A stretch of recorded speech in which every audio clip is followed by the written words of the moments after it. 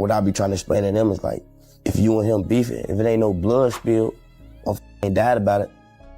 Back when Lil Jeff lost his life, Lil Durk's emotional breakdown didn't raise many eyebrows. People just chalked it up to grief.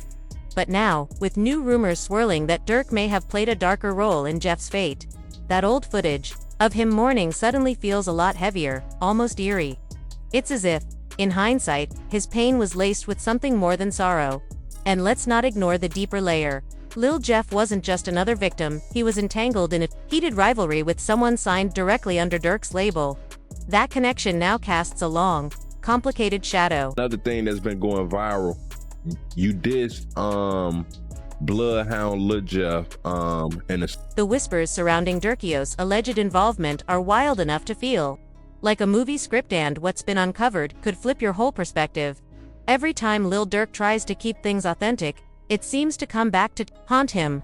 Now, alongside long-standing whispers of murk to for hire, his name is once again tangled in the web surrounding Lil Jeff's death. But to truly understand why Durk's reaction raised so many questions, you've got to rewind the tape and examine how he got caught in this mess in the first place. That path leads straight to a street feud between Lil Jeff's closest ally, Lil Scoom, and one of Durk's own signees, the rising drill star YFG Fatso. What kicked it all off? Just another spark in Chicago's never-ending rap wildfire, this time over a supposedly stolen style. According to Street Chatter, someone jacked someone else's lyrical flavor, and the fallout escalated fast. Fatso, already gaining serious traction in the drill scene, found himself in direct conflict with Lil Scoom, who was ride or die with Lil Jeff. What started as a squabble over bars quickly turned bloodstained.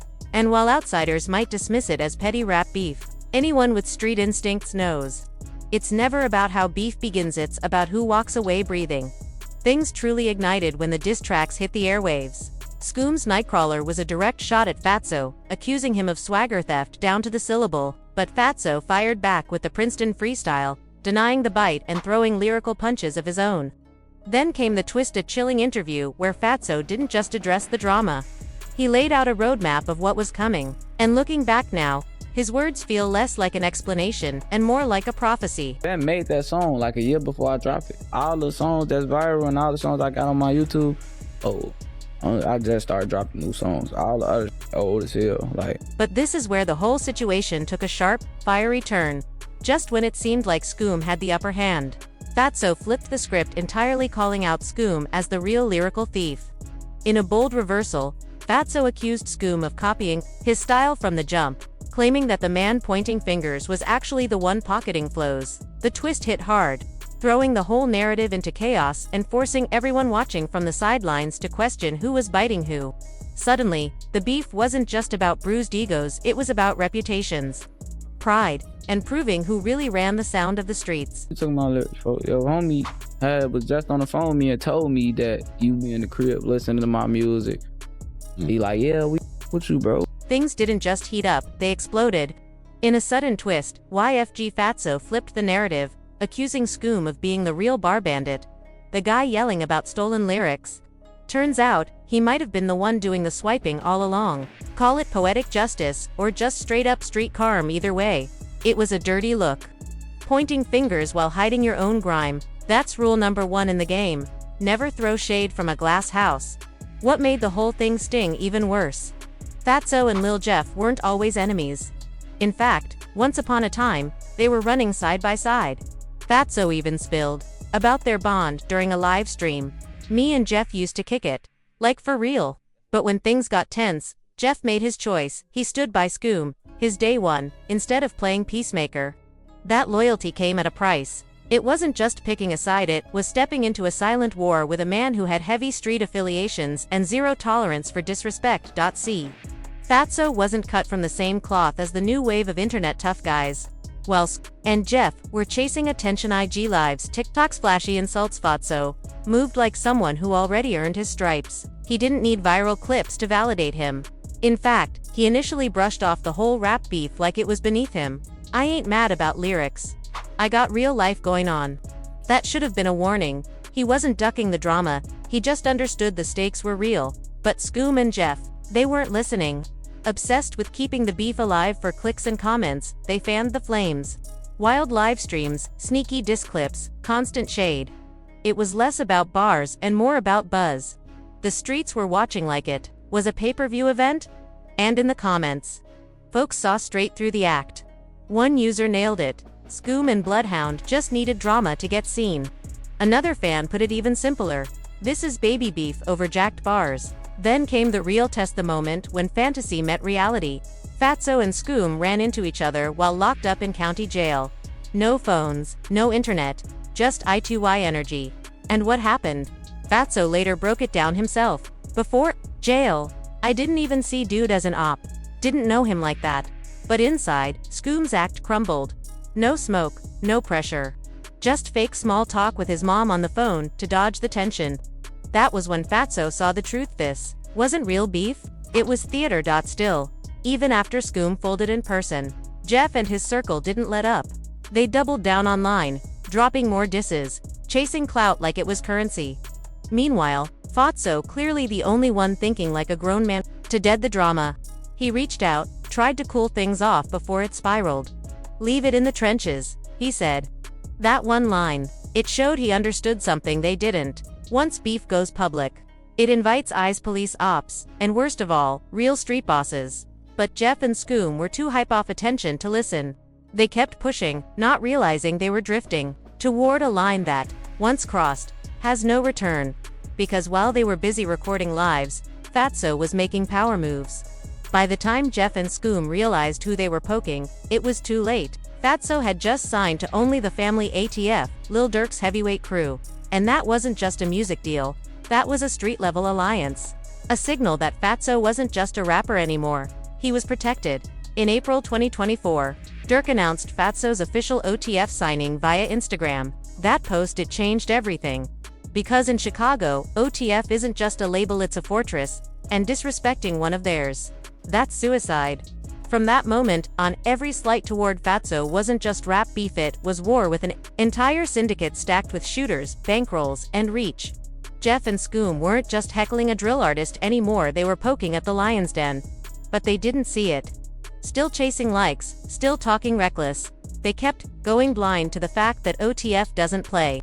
And the final straw. Jeff hopping on IG Live in late May with an unreleased diss track straight out of Scoom's vaulted squarely at Fatso. That wasn't rap anymore. That was a public hit to the face of Durk's camp. In that world, you don't cross made men like that. Not publicly. Not loudly. Because once you do, the code demands a response or risk looking soft. And Lil Durk, he's built his entire reputation on loyalty to his squad, no matter the cost. The murder for hire charges he's now facing only confirm how deep he's willing to go. As he once said himself, "A beef ain't real till blood spills." What I'd be trying to explain to them is, if you and dude beefin' and ain't nobody died or no blood got spilled, then it ain't real. That's nothing. That came straight from Durk. Cold, unfiltered, brutally honest. Still, behind that hard talk was a glimpse of regret about what went down with Quan and the way Chicago's drill scene keeps turning beef into funerals. Whole situation with Quan. How we live, how we go about it. I'm speaking for the whole Chicago. If you ain't here, shut the F*** up. You weren't there. Right now, Durk is behind bars, not just for lyrics, but because court files claim that when King Von got hit, Durk didn't mourn, he moved. Allegedly, he masterminded Quando Rando's execution the moment Von dropped. Not an emotional outburst, a planned hit, backed by real cash. Prosecutors say Durk put up bounties, while his cousin DeAndre Wilson sweetened the pot with music deals to whoever carried it out. Quando got lucky. Lil Pab didn't. That hit team wasn't street amateurs, it was trained, geared up, and surgical. But that was just the opening act. The feds have been stacking receipts, showing OTF moves like a syndicate with microphones. After Durk's brother D-Thing was gunned down, Stephen Macmax got zipped. Federal charges came next. Preston Powell aka AJB, Marley, and Anthony Montgomery Wilson aka AJ got hit with conspiracy charges for allegedly greenlighting that hit, complete with texts like, "Did Durk give you that bread?" That's not loose street drama. That's organized retaliation with digital paper trails.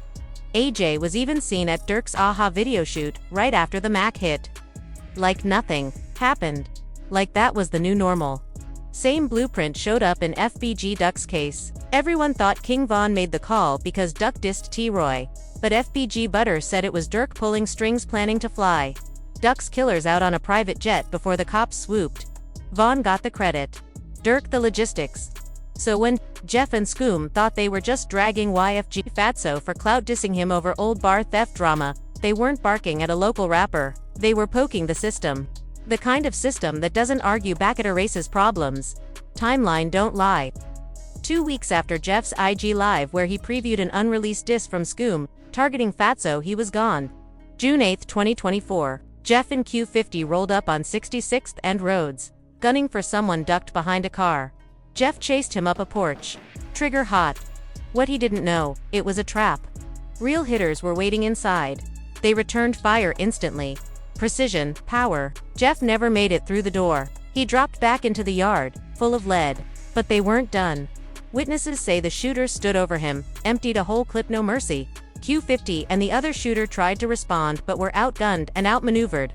Jeff's body was left there. When cops pulled up, the scene spoke loud. 58 casings, 19 wounds in Jeff alone. That's not random. That's retribution. Fast, clean, tactical. No link to OTF on paper, but the signature's there. This wasn't just about street code, it was a message. Disrespect Fatso, you disrespect F, and the streets answer for them. That hit cemented one thing. Fatso was under protection. Not just a rapper anymore, an asset. Untouchable without consequences. Jeff's death checked every box: street justice, reputation defense, and a warning shot to anyone watching. History backs it up. FBG Cash made the same mistake. He flicked off King Von's mural, posted a slick caption, thought it was a joke. Durk posted a story in March, "Don't diss if you still be out here moving sloppy. Won't end well." By June, Cash was dead. 3 shooters ambushed him at a stop sign. He fired back, still died on the spot. Word is, the woman riding with him set him up. Same blueprint, same result. An FBG Duck. Broad daylight hit after dissing a fallen op, patterns the same. This ain't just beef. This is chess with live rounds. Jeff and Scoom thought it was clout games. Fatso had muscle, real ties, real backup. By the time they realized what they were up against, it was too late. Jeff's fate wasn't a climax, it was just the beginning. A warning in blood. Minutes later, armed shooters jumped out on busy Michigan Avenue, unloading as Duck scrambled for his life. Cameras caught every second. The scene played out like something from a war zone, not downtown Chicago in broad daylight. Crowds ducked for cover, tourists screamed. But the gunmen didn't flinch. They moved with a cold, mechanical precision like they had rehearsed this. The message to the streets was brutal and unmistakable. Mock the dead and you'll join them. No warnings, no second chances. In the aftermath, it wasn't just the blood on the pavement that left people shaken, it was the realization that anyone could get it. Duck wasn't some random name. He was a known figure in the drill scene, and his death, captured on video, became an instant warning shot aimed at every corner of the city. With that history in mind, Jeff's fate was sealed the second he hit play on that diss track during his IG Live. He wasn't just talking reckless, he was invoking names, mocking deaths, and throwing gasoline on a fire that had never really cooled. F wasn't about to let that slide, and they didn't. Just weeks after Jeff started buzzing online for his controversial lyrics, he was found dead, ambushed on his way to a recording session. Gunned down with the same ruthless efficiency that had taken out Duck. No suspects, no witnesses. Just silence, fear, and a growing sense that someone was quietly tying up loose ends. But F wasn't done proving a point. 1 month after Jeff got erased, Lil Scoom followed him to the grave. On July 7th, Scoom got gunned down in Chatham near 89th Place and Langley Avenue. It was late at night, and according to police reports, Scoom and a teenage homie got into a heated argument with a local rival. The tension boiled over fast. What started as threats turned into a firefight. Scoom took 8 bullets just back, legs. He collapsed in the middle of the street while the teen caught 2 rounds in the arm and shoulder but managed to survive. Paramedics rushed Scoom to the University of Chicago Medical Center, but it was already over. He was declared dead. On arrival, what happened next spoke volumes. CPD immediately canvassed the area and spotted a suspect fleeing through backyards. A chase ensued. Gunfire broke out. And within minutes, CPD, SWAT, and multiple tactical units were deployed. It looked like a military op.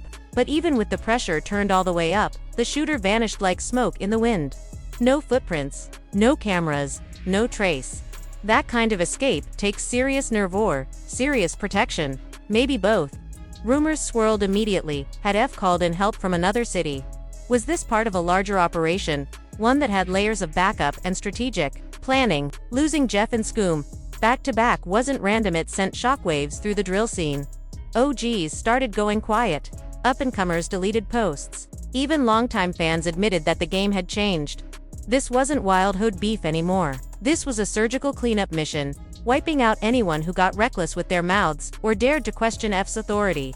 And make no mistake, the message wasn't coded, which crystal clear. Beef with F and they won't just come for you, they'll gut your entire circle until no disrespect remains standing. That kind of strategy serves F in 3 lethal ways. First, it flexes their reach and precision. 2 high-profile names gone within weeks, no loose ends, no retaliation, just ghosts. Second, it reinforces their psychological grip on the streets. When people believe you're everywhere and untouchable, fear does the heavy lifting. Third, it turns every diss track, every subtweet, every bold move into a loaded risk. F doesn't need to respond with words, they respond with body bags. This isn't just a turf war. It's digital age discipline, reputation management enforced by firepower. And for those watching from the sidelines, the takeaway is chillingly simple. In this game, disrespect can cost you your name, your legacy, and your life. Third, it cements their iron grip on Chicago's hip-hop food chain. These aren't just threats in bars, they're street laws written in blood. And now, the rules are set in stone. If you cross F, you don't get a second chance. The ripples are everywhere. From the south side to the burbs, every artist, every crew, every aspiring rapper in the city knows the price of poking the bear, and it's paid in funerals. It's not just about music anymore. This is reputation warfare. What started as petty rap gossip over stolen lyrics ended as another bloody page in F's ever-expanding playbook. One built not just on loyalty but on domination through fear and swift consequence. Social media didn't just amplify the beef, it turned it nuclear. What used to be handled in alleyways is now a broadcast spectacle. And that made disrespect hit harder, so retaliation had to hit faster. When Jeff streamed that diss track, it wasn't just a moment of internet bravado, it was a challenge in front of thousands of live viewers. That wasn't just content, it was a dare. And for F, letting that slide wasn't an option. Silence could be misread as weakness, and in their world, weakness is fatal. That livestream became a digital death sentence, and Jeff didn't realize. The timer had started the moment he hit go live. Pull back and you'll see F doesn't just act on emotion. They run their image like a Fortune 500 company defends its stock value aggressively, strategically, at all costs.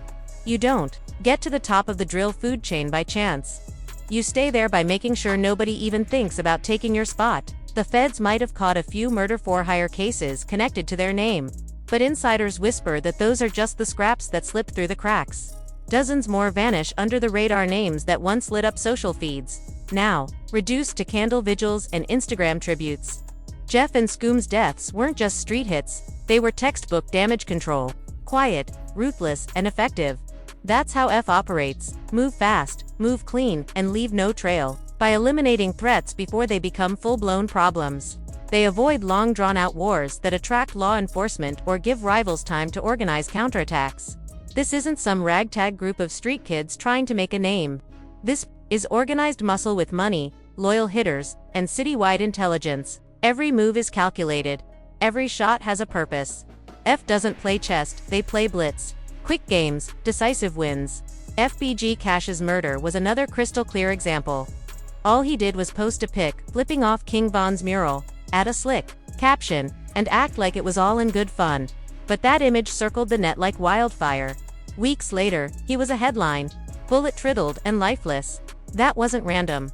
That was a reminder that internet trolling could earn you a spot in a cemetery. Jeff and Scoom didn't grasp the scale until it was too late. They thought they were mocking a rapper, dissing an op for clout. What they were really doing was clowning a syndicate, one that turns clout chasers into caskets. There's no clearer message than that. The streets took note. Loud and clear. F sits at the top of the drill chain, not because they talk the loudest, but because they punish the fastest. They don't forgive, they don't forget, they strike. Every diss track, every livestream, every free clout jab at the deadits, all watched, and it's all answered. Not with tweets, not with threats, but with silencers, SUVs, and sealed lips. Whether it's stolen flows, Instagram antics, or jokes about fallen legends, F's answer stays the same: swift, merciless, and final. Jeff and Scoom paid in full. Their bodies didn't just hit the pavement, they carved warnings into the concrete for everyone else still playing games with death. Think twice before poking the beast. Thanks for riding with us. Tap those cards on screen to dive deeper into this ongoing saga, past bodies, current beefs, and the rules of survival in a scene where every line you drop might be your last. Stay sharp, stay safe, because in Chicago drill, the streets never forget, F never forgives.